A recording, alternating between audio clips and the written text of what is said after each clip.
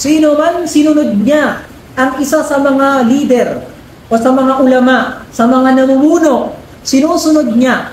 Ang pagsunod na yon ay 100% na kapag kung anong sinabi nilang halal, na kahit alam natin na haram sa Islam, ginagawa mo na ng halal. O kapag sinabi nilang haram, yung isang bagay kahit halal naman sa Islam, pero sinabi nila haram yan, ginawa mo na rin haram. Basta alam mo, sarili mo na suway talaga yun, ay ito ay makakalabas sa Islam. Bakit?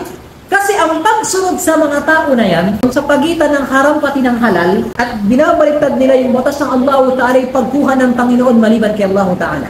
Dahil pagbibigay yun ng batas maliban kay Allah Ta'ala. Kaya sabi ng Allah Ta'ala patungkol sa Kristiyano, binanggit ng Allah sa Quran. Ano sabi ng Allah Ta'ala? Ittakhadhu ahbarahum wa rukbanahum arbaba min dunillah.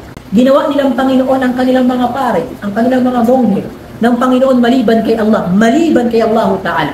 Sabi ng isang sahaba, Ya Rasulullah, inna la na'buduhum. Hindi naman namin sila sinasamba nung hindi pa ako Muslim. Sabi ng Rasulullah SAW, alaysa, hindi ba, kung anong sinasabi nilang haram sa inyo, at kung anong sinasabi nilang halal sa inyo, doon kayo naniniwala. Sabi ng pare, okay, halal na ang LGBT. Di ba? Nagsabi ng ganun, LGBT. So, haram yung LGBT, hinahalal nila. Di ba? Tapos kapag sabi na, okay, halal na, pwede na. So, yun ang tinutukoy dito sa pagitan ng pagharap, pagitan ng halal. Ng batas na binabangga nila yung batas ng Allah Ta'ala.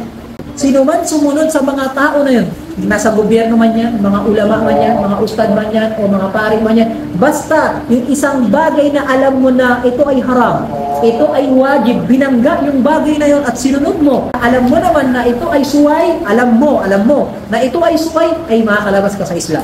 Pag hindi alam, sumusunod lang siya, hindi yun.